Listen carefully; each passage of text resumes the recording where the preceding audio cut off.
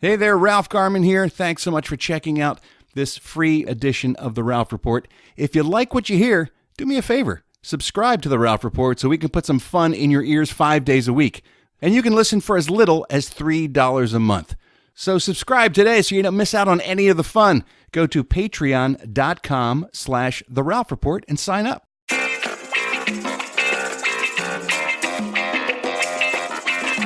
Welcome to The Ralph Report with Ralph Garman.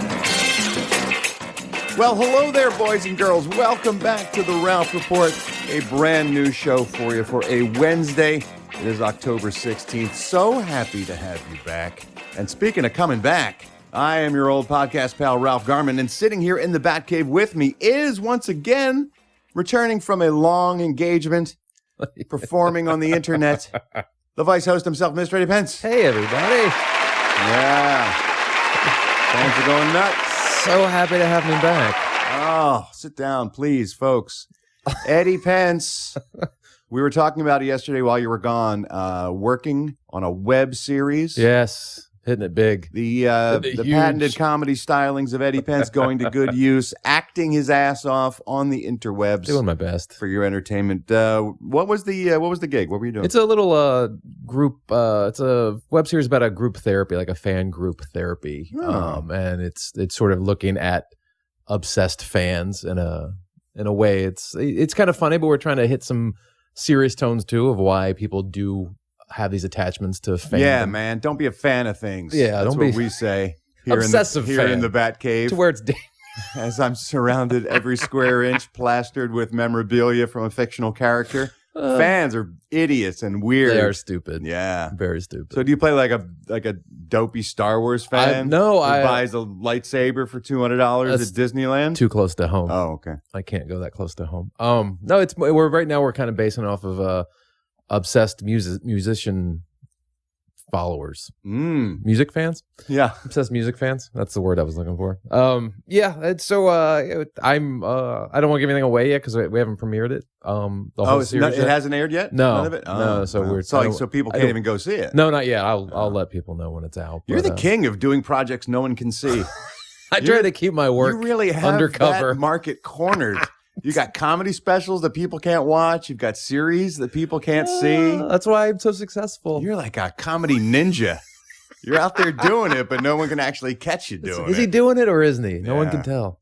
Cool. My comedy special, I'm getting ready to sign some papers. So What? Yeah, hopefully we're soon. I'm just looking over some details of the contracts and whatnot, but hopefully Comedy Dynamics and then us can work together. Wow, So- wouldn't that be something? Because they got the pull. They could put you someplace. Yeah, that's what I'm hoping. Yeah. That's what I'm hoping. They have the contacts and they do a lot of work on the promotional end of it too, which is nice. How would that work? They would buy it off of you for an undisclosed amount of money, or No, you go into partnership? We go together? into a partnership thing, and when they sell it, Gotcha. then when they we divvy up our parts and whatnot. Nice. No, I'm not looking to make a lot of money on it anyway because I'm allergic to money, as my dad says. Right. So I just want it to be out there, and I think that's what everybody wants at this point. you just need They just want to watch it. you just want to watch it. Yeah. That's all I want, really, because there's no money to really be made off of it. You give it to me. I can put it up on Patreon, and you can just give Yeah, it we out do to the that. 4-star generals. It's been close. Yeah. There's been close moments where I've thought of that. Yeah.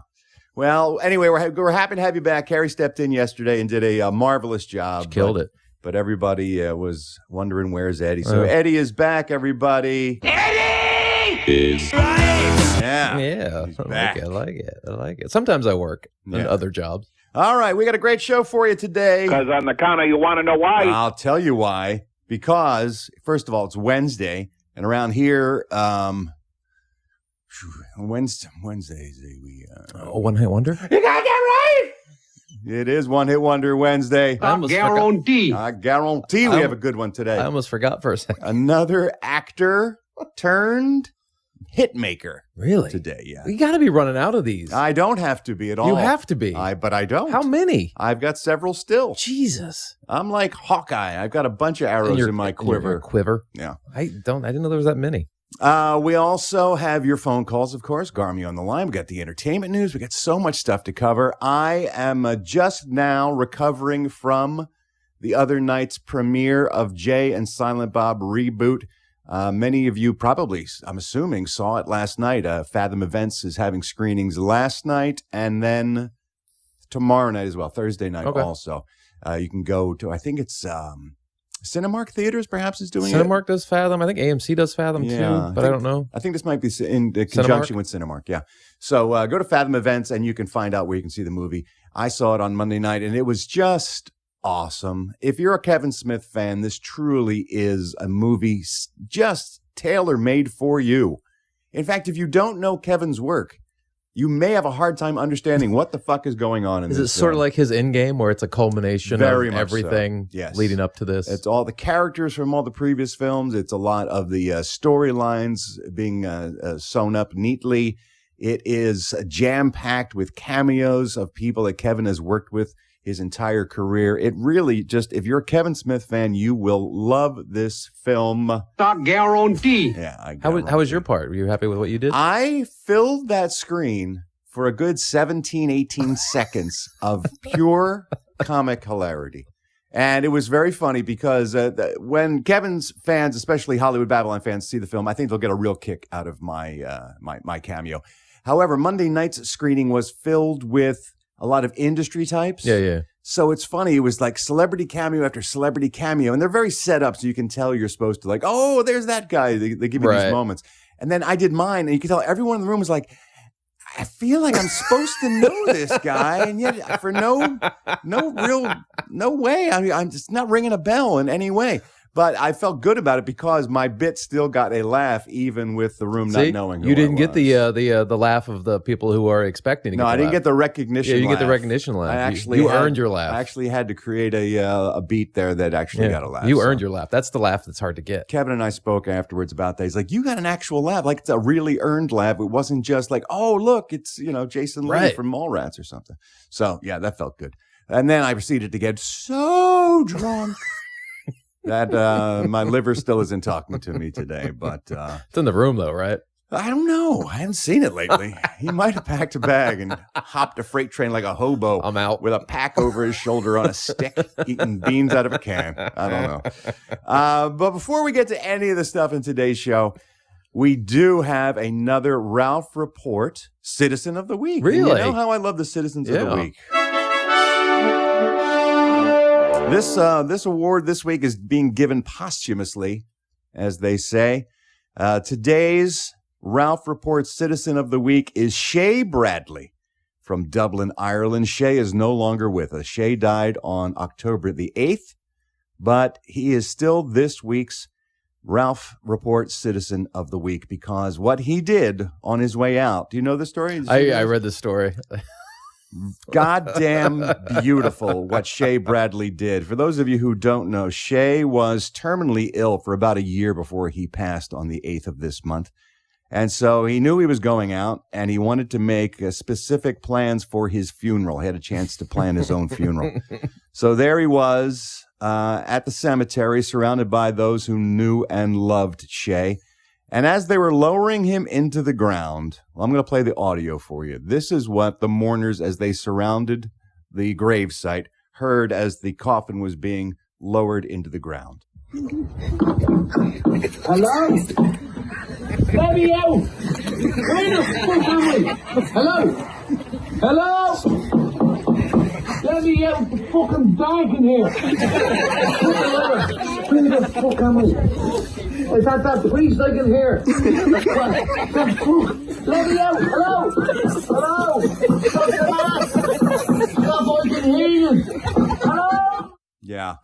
Shay Bradley always loved to make his friends and family laugh, and this was his final shot at giving them a laugh on the last day they were going to be surrounding him, and it was goddamn brilliant. It is brilliant. It's the way to go out. You call your own shot. Man, that was really spectacular. So about a year before his death, he got together with his son, Jonathan, and nephew, Ben, and they put together that recording, and he made them promise that they would play it at the funeral. And so 2 days before the funeral, Jonathan told his mother and the other siblings what was going to happen. And so they all knew it was they were in on it. The immediate family was in on it, but it was the rest of the friends and family that had gathered to mourn Shay Bradley that got that little extra laugh at the end. I think you got to tell the close family that's about to happen. Yeah. Otherwise, it could be. Otherwise, mom might be, her nose might be a little bit out of joint as she's burying her husband, and you start to play hilarious comedy chunk from Shay Bradley. So Shay, in Dublin, Ireland, where the fuck am I? As he said inside the box, you are absolutely this week's Citizen of the Week. All right, now it's time for you guys, the Garmy. We love it when you reach out to us, whether you do it via email or on our social media. You can also leave us a voicemail message. We love that because we can play it here for everybody else. It's very simple. You just have to use the Ralph Report hotline 24 hours a day, 7 days a week. It's available to you. You just need to call the number 1-833. Oh. Love to hear from you. It's 1-833. Hi, Ralph, in case you couldn't hear that one. I'm starting to distort it beyond all recognition, my fear is. It's like the Swedish chef, the thing. Love it when you call. I listen to each and every voicemail message. I grab a couple, and we put them here at the top of the show in a segment that's called lovingly Garmy on the Line. The telephone is ringing. The Garmy's on the line. Ralph's gonna play your calls now and see what's on your mind. Blah, blah, blah, blah. As Carrie and I mentioned yesterday, we're getting so many new Garmy members this month. It's awesome. We've got this special offer running where if you upgrade to a 4-star or you join as a 4-star, you get the deep dive tour of the Batcave here with me and my buddy Kevin Smith. You get the 8x10 autographed. You get all the other perks that come with being a 4-star general. So we're getting a lot of new members this month, That's which awesome. is awesome. So welcome to all the new Garmy members. But it made me realize, especially this phone call from Rich, that with new people jumping on board, we might have to refresh some of the segments, fill people in on what's going on so they can understand the show a little bit better. Rich had some questions, so I think it's time for a little reset. Hey, Ralph, it's me, Rich Morrissey, calling from Boston, Massachusetts. Just wanted to know the new 4-star general, and I just wanted to know the history of what's the LMB, I think it is, and I also just tried out. I never had Jack Daniels before, so I just had some Jack Daniels, and yeah, it's pretty good. I can see why you like it. And my other question is, how did you and Eddie Pence meet? Thank you. Love you. Mean it. Bye. Rich, welcome to the Garmy. You said love you, mean it, bye at the end of your phone call.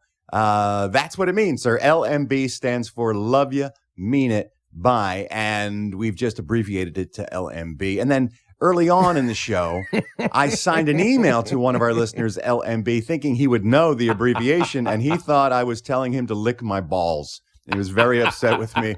And so now LMB can mean pretty much anything you want it to mean. We've gotten all different kinds of answers with that code. But primarily it means love you, mean it, bye. Rich? Yes, Jack Daniels. I'm glad you tried that. I'm glad you enjoyed it. Yeah! Because there's nothing better than Jack. Trust me. On Monday night, I found that out the hard way. This is a mistake I made. Well, I went to see the movie at the Chinese theater, and they've got a bar in the lobby at the Chinese theater. They do. So I'm going in for 90 minutes. That's a lot of drinks. You can't sit through that movie dry. So I did grab 3 Jack Daniels and sodas in those little plastic cups, and I carried them to my Oh, seat. you had 3? So I had 3 during the movie. Were they heavy pours? Yeah. And then after the movie, of course, was the after party, and I got to the party at Yamashiro, which is a really beautiful, classic LA restaurant here in town. And they had an open bar, naturally, but they didn't have Jack Daniels. The only thing they had that was brown was scotch, and I don't really drink scotch. So I had to switch over to vodka on the rocks.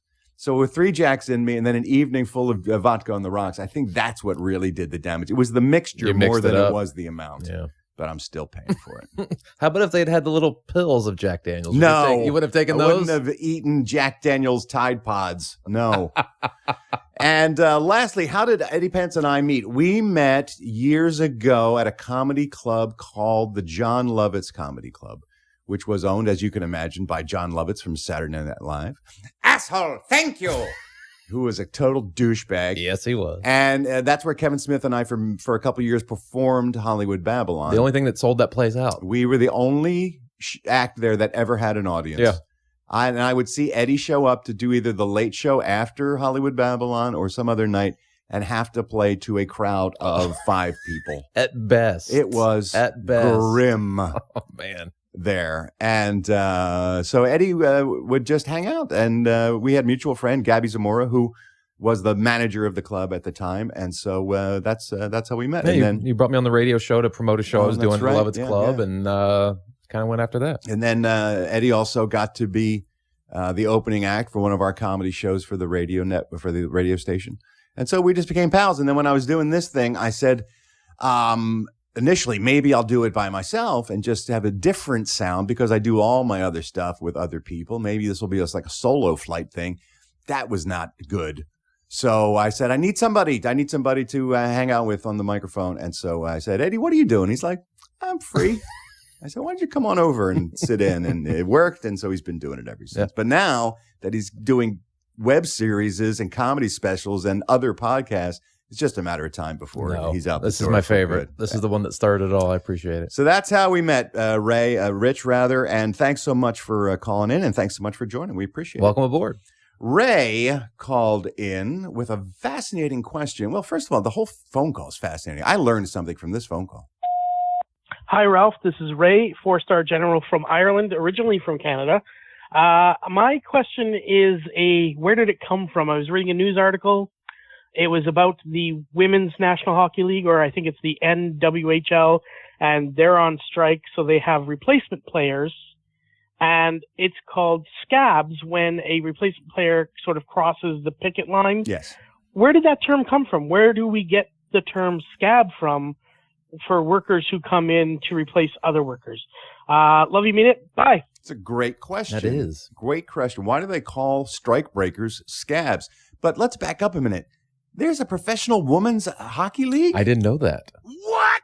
I had no idea. I would love to watch one of those games. And then there's enough, apparently, female hockey players out there that they can have replacements coming in to play Right. for the players that are striking? There's enough for a whole league, and there's enough to replace the whole league. That's stunning. It's amazing. To me. I had no idea. That's a great question, Ray. I'm glad you asked. Luckily, we have a segment here that can handle just such a thing. Where did it come from? Where did it go? Where did it come from? We want to know. Where did it come from? Say it ain't so. Where did it come from? I fucking will know. Yeah, scabs. Why do we call them scabs? Well, interestingly enough, the first use of the word scab dates back to 1250. Really? Yes, 1250. Don't you need workers' unions to have scabs? Well, here's the thing. It eventually got applied to the people who crossed the picket line. But initially, the scab was just a reference to any disease of the skin. Oh. Now, of course, we use it now as the hard crust that forms over a wound. When you skin your knee or something, it scabs up. But by the 1500s, they had taken that term of using diseases of the skin. It had a secondary meaning in England in the 1500s as a slang insult for someone who was a low, scurvy person, a rascal, a scoundrel. It drew the connection between a person and scabs because in the 1500s, the majority of the people who had scabs had sores from syphilis. Ugh. And so someone who was a lowlife, who was a disgusting creature, would be covered with these scabs from venereal disease. And so they would reference the person as a scab, not just what he had on his skin. What a time to be alive. Yes. And then by the 1700s, when laborers and labor unions came into fashion, Eddie, as you mentioned, the laborers who would be on strike would call the people who would cross the picket line scabs as a further version of the insult that was being used. Oh, like you're a liberally low in the life, you're a 15 scumbag. Exactly. If you're the lowest of the low, if you were to cross the picket line and take a man's livelihood while he's fighting for better wages and conditions.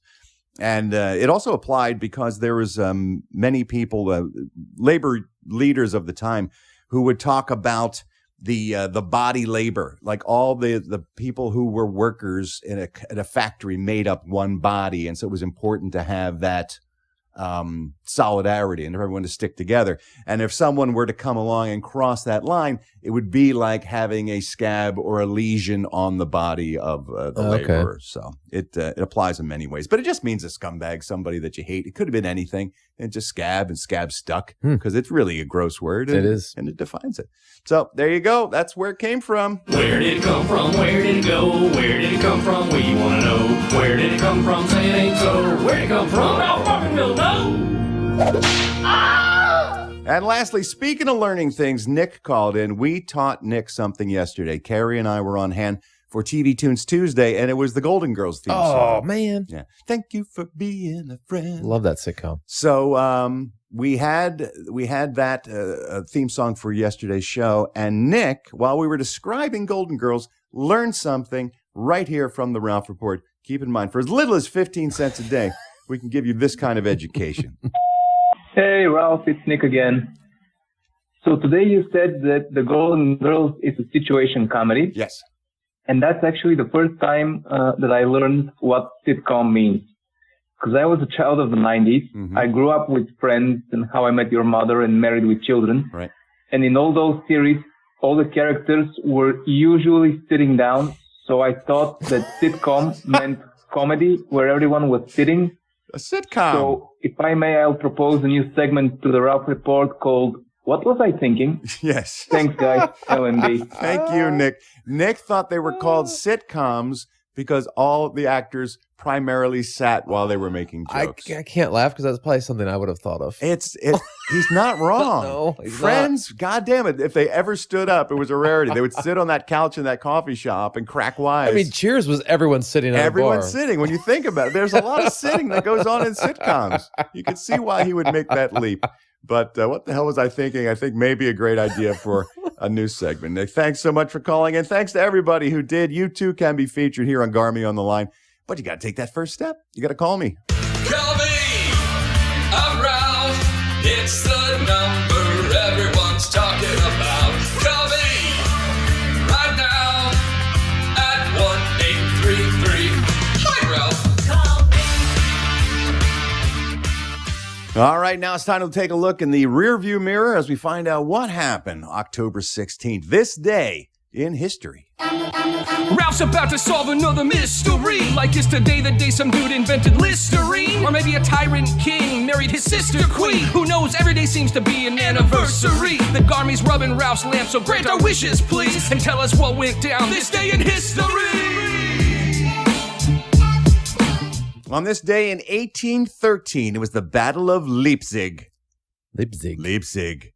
That's the largest battle in Europe prior to World War I. So before World War I came along, this was the all-time leader in the biggest battle. It was Prussia, Austria, and Russia against Napoleon. Ooh. And Napoleon's forces were defeated by Prussia. Was that the final battle? Austria. I believe it was. Defeated No, Napoleon? Waterloo would Waterloo be. was, that's where he died, right? This was Not died, but that's where he that's where was defeated. He was defeated, yeah. 1829, the Tremont Hotel became the first U.S. modern hotel in Boston, Massachusetts. It was the first modern hotel in the U.S. where you could get a room for $2 a day, and the meals were included. It was also the first hotel to have indoor plumbing with toilets and rooms with a bath in the basement, but that didn't come along until 1869. So for 40 years, you had to go outside to go to the bathroom. Wow. At the good old Tremont Hotel. In 1846, dentist William T. Morton demonstrated the effectiveness of his new technique for knocking people out so he could work on their teeth. Ether. Ether. Yeah, you put ether in a rag, or Right. you put it on a thing, and you put it in somebody's face, and they breathe in the vapors, and boom, out. That's how you kidnap people. Exactly, yes. Or work on their teeth. Or work on their teeth. Can you imagine what dentistry was like in the 1800s? I would let my teeth rot out You would of have my to. head. I would not want them messing with me on any level. They probably use the same implements they used for like putting shoes on horses and stuff. Oh, is the kid? And I doubt they cleaned them. The dentist Well. and the blacksmith were probably the same guy, I'm assuming. What a nightmare. That's how many people probably died from heart disease just because they didn't get their teeth taken care True. of. 1847, Charlotte Bronte released her book, Jane Eyre, was published on this day in 1847. In 1848, the first U.S. homeopathic medical college opened in Pennsylvania. Homeopathic medicine, I think there's some good to it, but I think a lot of it is chicanery, is bullshittery. Yeah, I don't know if you could live your whole life with No, homeopathic. like, I think, oh, just eat this root and Yeah, you'll I think- cure your herpes. I don't buy it. you're still not touching me. In 1875, Brigham Young University was founded in Provo, Utah by the Mormons, of course. Brigham Young started that himself. Brigham Young and bring 'em often, I used to say about Brigham Young University. And 1913, George Bernard Shaw's play Pygmalion premiered in the Hofburg Theater in Vienna, Austria. Pygmalion, of course, famously, years later, would be made into a musical. Eddie Pence for 20 points. What was that musical? Pygmalion. Pygmalion was the play by Pygmalion? George Bernard Shaw. Then they took that famous play and they set songs to it, and they came up with one of the most famous musicals in Broadway history. Cats. I don't know. No. No, I'm sorry. The answer we're looking for was My Fair Lady. My No Fair idea. Lady sprung forth from Pygmalion. Not my wheelhouse. No, it's not. In 1916, Margaret Sanger opened the first birth control clinic in the United States on Amboy Street in Brooklyn, New York. 1916, she started basically Planned Parenthood. She was the mother of Planned Parenthood. Very forward-thinking person. She would never stop throwing up if she would see what's happening to Planned Parenthood. Insane. No, it's ridiculous. In 1923, two young brothers started their first cartoon studio together. Those boys were named Disney, and the Disney Brothers Cartoon Studio was founded on this day in 1923. Only heard of one. 1925, the Texas School Board prohibited teaching students evolution. They wanted to make sure that they didn't get those crazy ideas. I like how in they their heads. prohibited it. Just didn't, okay, don't teach your magic stuff along with evolution, but just prohibit evolution. Yes. Just to deny it ever happened. Science exists whether you want it to or not. Nope, not in Texas. 1925, Texas, on the cutting edge of stupidity since 1925. I think that's on their license plate, I think. 1931. Oh, I love this story. Here's another $1 million idea, people. Here you go. I'm going to tell you a story, and you're going to say, first of all, how is that not a movie yet? And secondly, you're going to say, how can I sign up to make this a movie? Right. 1931, Winnie Ruth Judd murdered two of her friends and then dismembered one of them in Phoenix, Arizona, and tried to get rid of the bodies by getting on a train to Los Angeles, and she had the bodies in the luggage. What? Yes. They were known as the Trunk Murders. Famously in 1931, and she was known as the Trunk Murderess. Did she get all the way to L.A.? Or did they stop her in Arizona? When the blood started to come out of the suitcases, they knew something was up. You got to drain the blood. Right? Come on. You cut it up, Winnie. you got to drain the blood. Wait a day. Yeah, the press had a field day with this case because she was a very attractive 26-year-old girl. And it was, you ever see the movie Chicago, the musical Chicago? I have. It's kind of like that. It's, Okay. I think that a lot of it was based on this. But she was found mentally incompetent after she was found guilty. She was sentenced to death. Then that sentence was repealed because she was found mentally incompetent. She was committed to the Arizona State Asylum for the Insane. Over the next 3 decades, she escaped from the asylum 6 times. Oh, my God. Her final escape during the 1960s, she remained at large for over 6 years and was working under an assumed name for a wealthy family as a maid. So she was fit to stand trial. Yes. If you can go through all that, you're smart enough there in the head. She was ultimately paroled in 1971 and then discharged She was from parole in paroled 1983. From yes. hacking up people and putting them in a suitcase? Just 2, and she knew them. It was a crime of passion. Oh, she panicked. Man, our legal system is awful. Yeah, it's a fascinating story. If you ever get a Unreal. chance, you can read about the Trunk Murders online. In 1936, female pilot Jean Batten reached Auckland, New Zealand after flying solo from Kent, England in record time. It only took her from New Zealand to England 11 days and 45 minutes to get there. Oh, my God. I don't want to do anything for 11 days. No. Let alone fly by myself. Oh, my. Oh. In 1940, Benjamin Oliver Davis Sr. became the first African-American to become a general in the U.S. military in 1940. 1950, on this day, the first edition of C.S. Lewis's The Lion, the Witch, and the Wardrobe was released in London.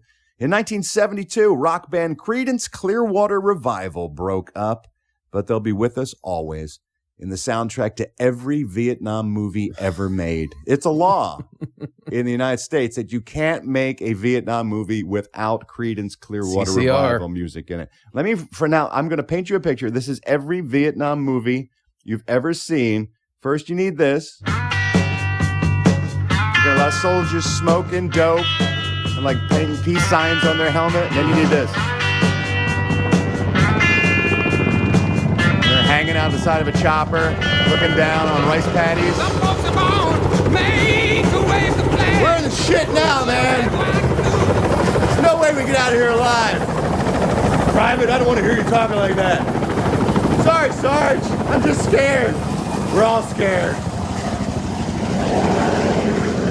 Right? I don't know why you don't write a movie. I really don't know. Every Vietnam movie ever. Don't really know why you don't write a movie. Scene. 1979. Speaking of writing things, the comedy sketch show Not the 9 O'Clock News debuted on BBC Two.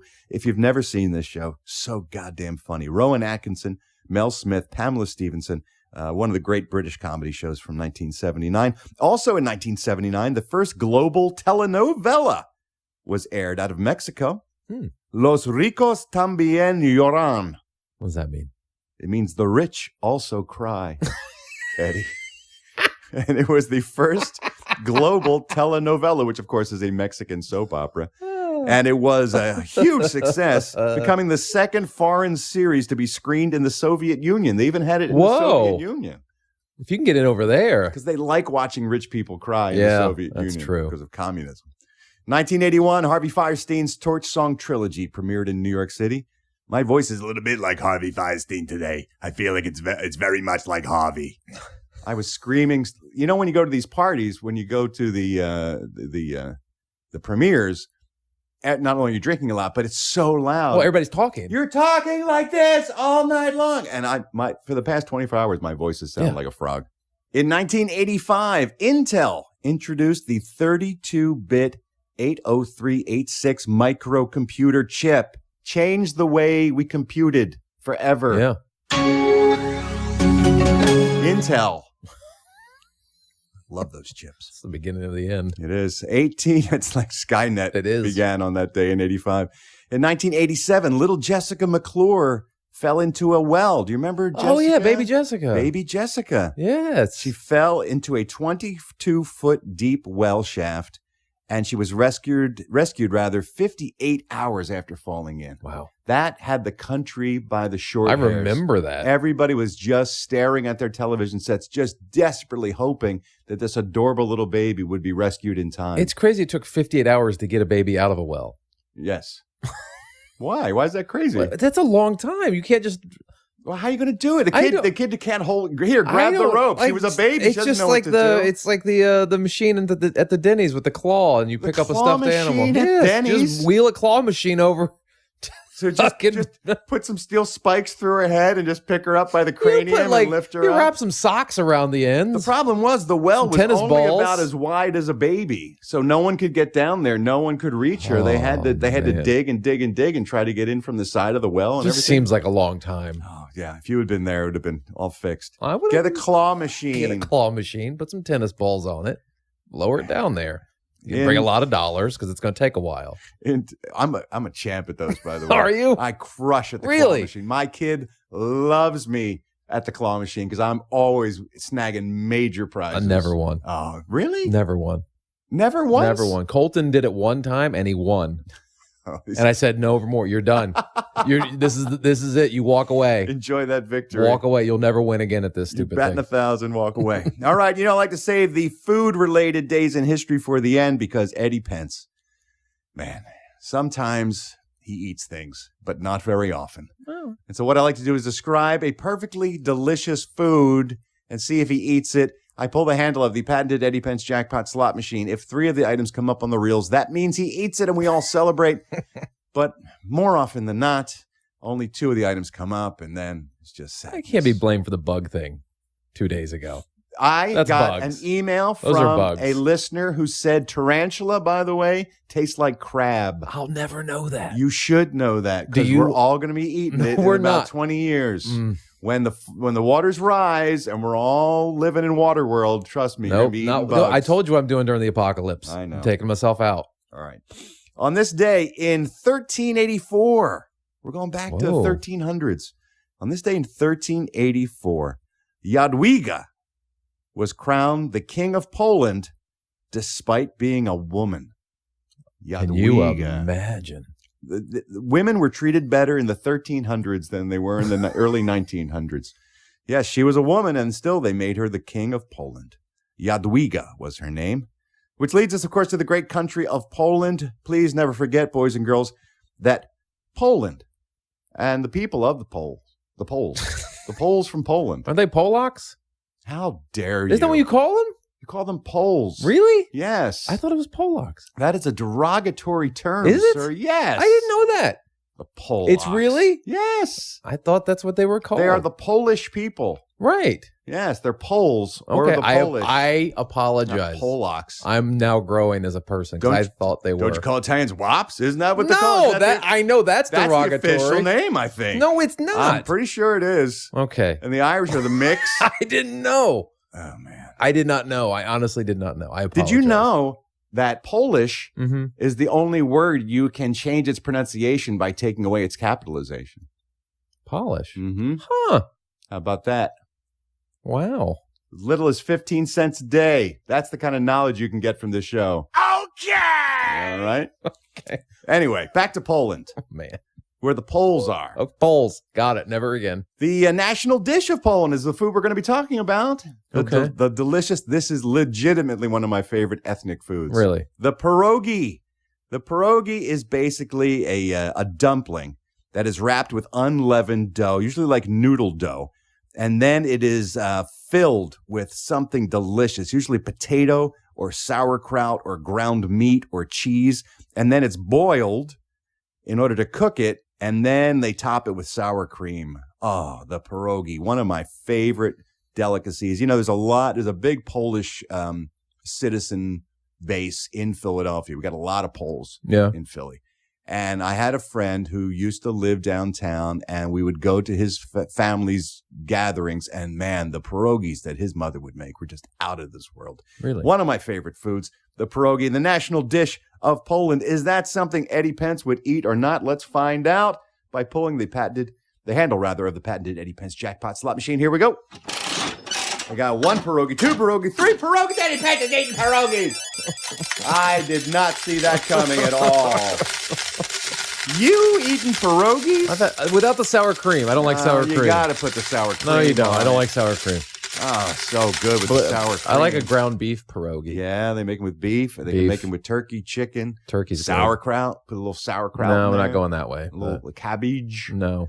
Cheese. They make cheese pierogies. Oh, my God. Probably not. You're the worst. But I'll do a meat pierogi. Yeah, I bet you will.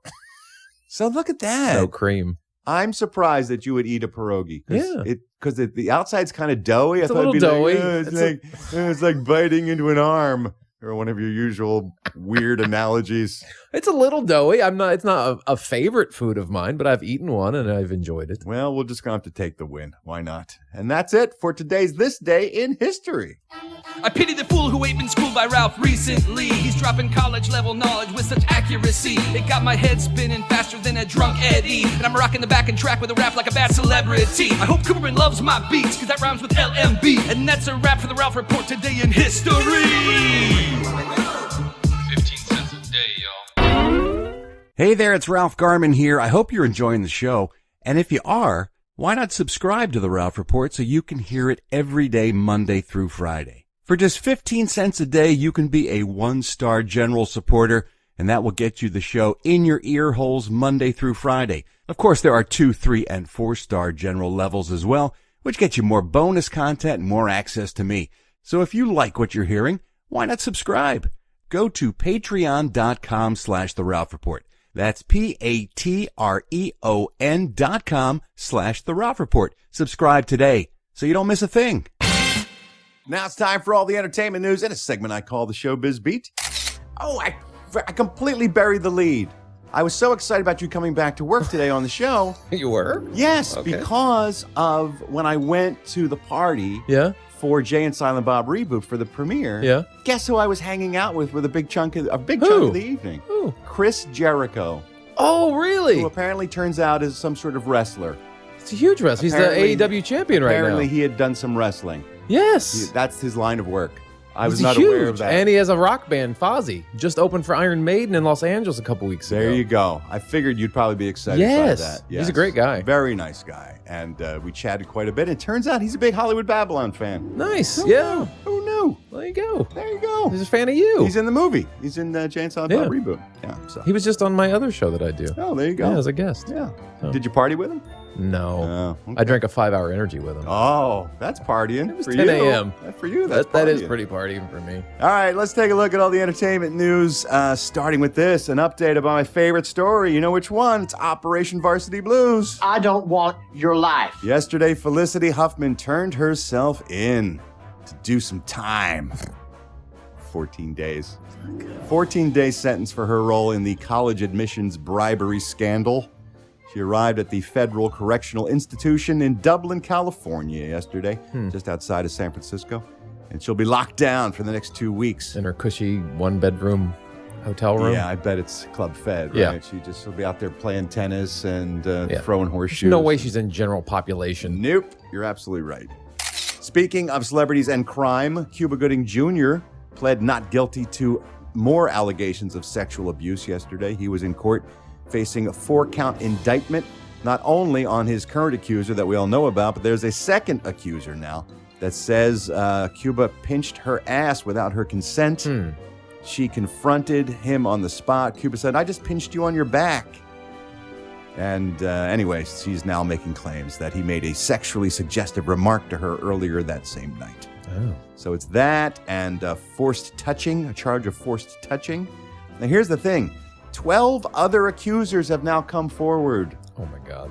I'm starting to think maybe where there's smoke, there might be fire. He gets a little handsy when he gets drunk. That's what it's starting to sound like to me, especially when you read the accounts of these other 12 women. It sounds like something a guy who's sloppy would do. Yeah. Let me read you some of them. One of them happened at the Yard House down in Long Beach. While taking a photo with her, she claims that Cuba squeezed her butt, saying to her, "You've got a good piece of ass." There was another girl at a Hollywood bar called Chi back in 2006 saying he bit her shoulder a couple of times, thrusted his pelvis against her leg, and tried to lift up her skirt. Another accuser says in an unnamed Los Angeles bar, she was walking by him. He grabbed her arm, placed his hand inside her blouse, and squeezed her breast. No. Then he whispered into her ear, "Sit on my face and pee in my mouth," he said. Okay, I didn't see that one coming. I didn't either. It's not on the menu. Not for me. Cafe Havana in Malibu, a woman claims Cuba Gooding Jr. reached under her skirt and touched her vagina over her underwear. Oh, no. Yeah. So a lot of women saying he did a lot of gross things a lot of times when he was a lot This loaded. sounds like just a drunk guy being very inappropriate. It sounds like this is a habitual pattern for him, and this is what he does. He gets juiced up, and then he starts just getting handsy because he thinks he's a movie star and he can do whatever he wants. Kind of like that guy in the bus with the Billy Bush reporter. Yeah, like that guy. You know, when you're famous, you can just do it. They let you. So we'll see what happens. Hey, your favorite rappers in the news. Eddie Pence. Yay! Cardigan Backyardigan. Pussy breathing. Pussy breathing. You want a yeast infection, bitch? Pussy breathing. You got me fucked up. Pussy breathing, bitch. As we mentioned this week, it was her birthday, and her man Offset gave her quite a present. Yeah. A 20-carat diamond ring. 20 carats. What? The diamond has been dubbed the Titanic diamond for its size and its similarity to the heart of the ocean rock from that movie. It's complemented by a band of smaller diamonds that total 25 carats. So it's one rock that's 20 carats and then smaller diamonds that total 25 carats. The smaller diamonds are bigger than the diamond I have on my wife's hand. What do you think? How much? For 25 carats? How much is that ring? What did Offset pay for the ring? $200,000? $1 million, Eddie. It's that much? It's a 7-figure ring. Shit. It's a $1 million diamond ring. That's stupid. I hope they go broke so badly. Oh I want my them God. eating out of dumpsters at some point in they their lose lives. it. I hope she loses I hope it. they lose all of their money. $1 million diamond ring. Fuck, in this day and age with people struggling and they fuck off. Casting news. We didn't get a chance to talk about this. Happened over the weekend. Catwoman. We got a new Catwoman for the new Batman movie. Zoe Kravitz is going to be the new Catwoman. It's pretty cool. She's a very feline actress, so I think it's going to work out well. Of course, she joins Robert Pattinson, who will be the Batman. Jeffrey Wright is going to be playing Commissioner Gordon. And Jonah Hill apparently in talks to play a yet unnamed villain for the movie. It's got to be the Penguin, right? Gotta be. Who else? Here's what they're going to do, though. They're going to fuck this movie up by putting too many villains in it. Anytime you do a superhero movie and you put in too many villains, it's a guaranteed fuck up. Yeah. You remember Spider-Man was 3 with Tobey Maguire? Sandman, Venom. My God. And you had Green Goblin. 47 different villains in it. And I always remember the Green Lantern movie with Ryan Reynolds. They had Parallax. They had Sinestro. They had Hector Hammond. Oh, it was just... It's a nightmare. You can't write that story. It's madness. Just write one protagonist, one antagonist, and make a good story. Just pick a villain. Pick a villain. Damn it. Make a good movie, you'll make more, and then you have more villains in it. Getting so frustrated. And Burton started that too, because the second one, remember, he had that Penguin and Catwoman both had to be in there. And then it just got out of control. Then it was like Mr. Freeze and Poison Ivy and Bane, and it was just a madhouse. Taking this way too serious. Yeah, you are. Hey, here's your boy, Kevin Feige's in the news. Hey, I know. Marvel Studios chief was named Chief Creative Officer for all of Marvel on Wasn't Tuesday. he already? No, because what was he before? He didn't control Marvel TV. It was a separate department. He was the movie guy, and Jeff Loeb was in charge of Marvel Television. He did Agents of S.H.I.E.L.D. and Agent Carter and all that stuff. All the Marvel shows that were on television was under his purview. Gotcha. So now Kevin Feige has taken over the whole shebang. Well, 'cause it's all streaming now. It's part of Disney Plus. Yeah, it makes sense because it's all mostly going to be on one outlet. And they're using that to feed into the film, so Exactly. it totally makes sense. It makes sense that he gets to orchestrate everything. More movie news. The Addams Family animated film has done so well for itself. They're already working on a sequel. Oh, yeah. They've got a release date of October 2021 for the second animated Addams Family movie. Made $30 million at the box office this past weekend, so it's already on its way to making $100 million. They're going to make another one. More casting news. Neil Patrick Harris is joining the cast of Matrix 4. Really? Yeah. That seems distracting. Is it a musical? That seems distracting for Matrix 4. I don't quite understand how that works. I don't get that one. Keanu Reeves, of course, is coming back. So is Carrie-Anne Moss. And apparently, Yahya, I'm not gonna get this right. Yahya, I think it's Yahya Abdul-Mateen, will be, according to rumors, playing a young Morpheus. Oh. So it would be somehow they're going back in time. They're going back in time? Yeah. Before the yellow pill, the red pill, and the blue pill. Let's just go back to the original one and leave it at that. You don't know, man. I do. And lastly, Grease is getting a spin-off. Speaking of musicals, HBO Max is doing Grease, Rydell High. It's going to be a musical series set in the 50s, set at Rydell High, where the famous movie Grease, of course, took place in 1978. Do we need that? Well, that's going to be awful. Oh, my God. They're going to write original songs each week for the kids to sing at Rydell High. The guys who own the original songs from the original musical aren't letting them use any of those songs. God, this is just pull the plug now and save everybody some time and money. Man, they're just careening towards a tree. They're on two skis, they've lost their poles, and they're just heading down fast. Give you the money and come up with a show. My God. We don't need any more Grease. No. We really don't. It was fine. It was barely fine in 78. We all sort of enjoyed it because we didn't know any better. There's no clamoring for Grease. They should do it like the real Grease, though, and make all the kids at Rydell High be played by like 40-year-old actors. That'd be hilarious. Let's take a look at all the celebrity birthdays today. All these stars born on October 16th. Bassist Flea of the Red Hot Chili Peppers is 57 years old today. Give it away, give it away, give it away now. Give it away, give it away, give it away now. Give it away, give it away, give it away now. All right, it's quite enough of that. You're okay? Actress Angela Lansbury is 94 years old. Man, still kicking. God bless her. Guitarist Bob Weir of the Grateful Dead is 72.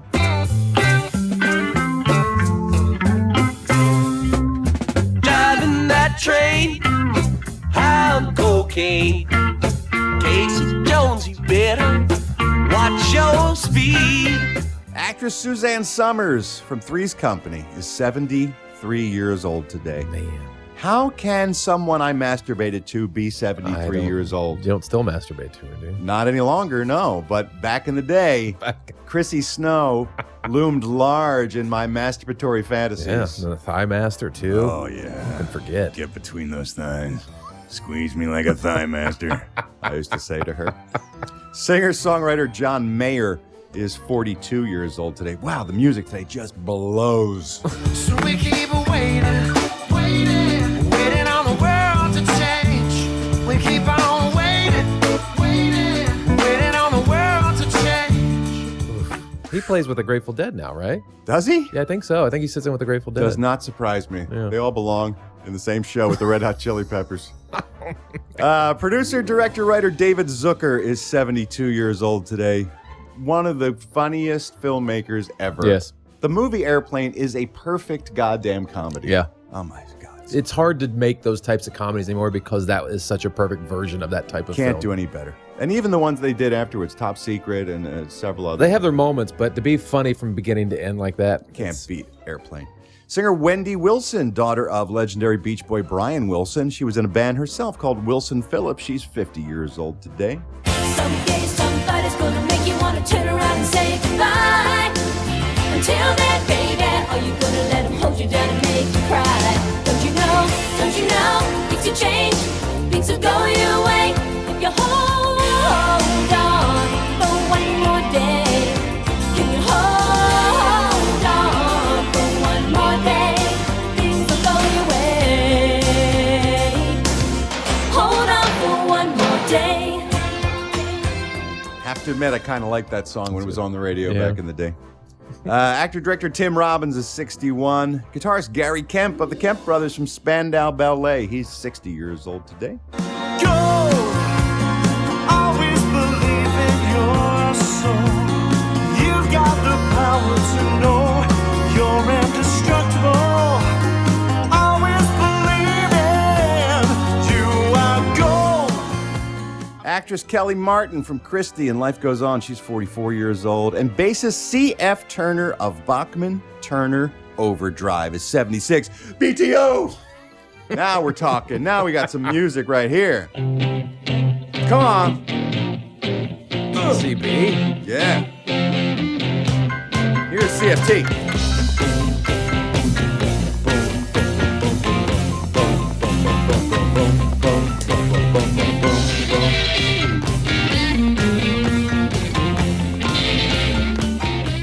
It's that bass. Also the name of a bad Jim Belushi movie. BTO? Oh, TCB. Oh, take care of business. Take care of business. Oh, I got you. I'm sorry. There's a bad Jim Belushi movie? I find that hard to believe. I know, it's shocking. Man's a national treasure. I know, it's hard to believe. Did that have a talking dog in it or something? Seems like most of his films have talking dogs. That would have made I it think. better. That's it for today's Celebrity Birthdays. I'm Ralph Garman. I walk the showbiz beat.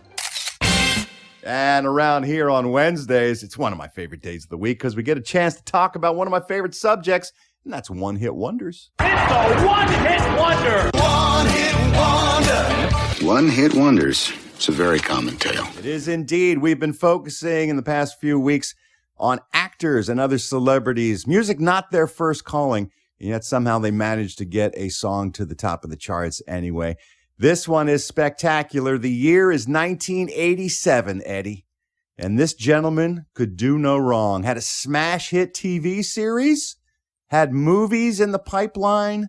He was one of show business's biggest names and stars. 87. And so he said, well, you know what?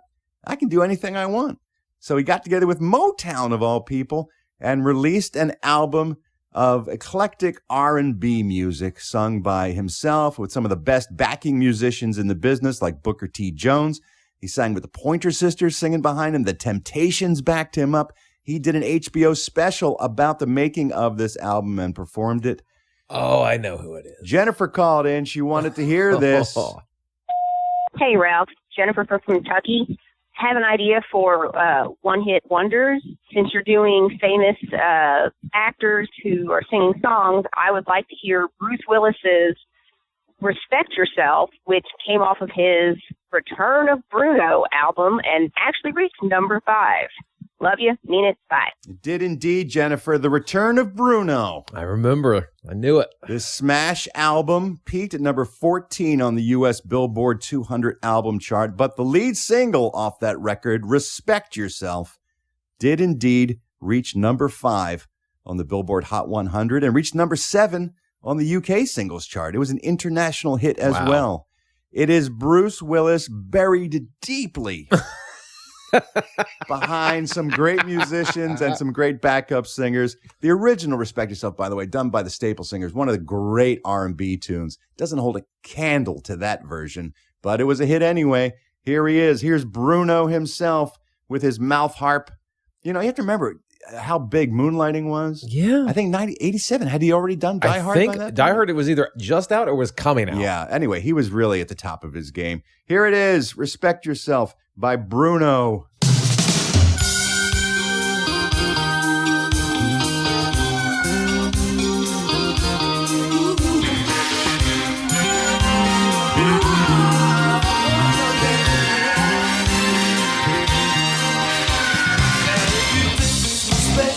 Everybody that you run into, and why do you think anybody's supposed to respect you? If you don't give a heck about the man with the Bible in his hand, yo, just get out the way and let the gentleman do his thing. Gentleman that wants everything that way. No. Take your seat off your face, boy. It's a brand new day. Oh, respect yourself. Respect yourself. If you don't respect yourself, ain't nobody gonna give a good to you.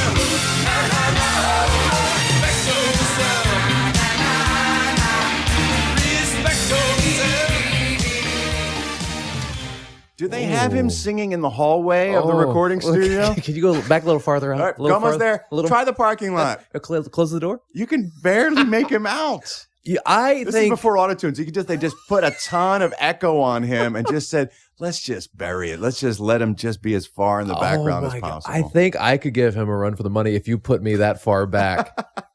Well, let's not get crazy. Well, okay, maybe it's a little much. But the follow-up singles off that same album, Young Blood and Under the Boardwalk, did not fare nearly as well, peaking at number 68 and 59 in the U.S. anyway, except in the U.K. Oh, England, you're so disappointing. You should know better.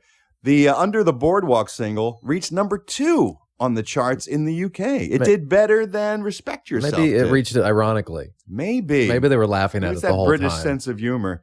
Anyway, off the same album, Return of Bruno, here is Bruce Willis singing Under the Boardwalk, the classic Drifters song. Under the boardwalk, down by the sea, yeah. On a blanket with my baby is where I'll be. Outside the studio. I almost feel sorry for him. If he wasn't such a dick, I would feel bad for him. I don't feel, because the ego on someone to sing like that, they have to know they can't fucking sing. Well, and the ego on them doesn't let them know that. He doesn't. He thinks he's that's what I'm saying. Thinks he's a singer. So I don't feel sorry for him. You know, he had a follow-up album in 1989. His second album, also released by Motown, was called If It Doesn't Kill You, It Just Makes You Stronger.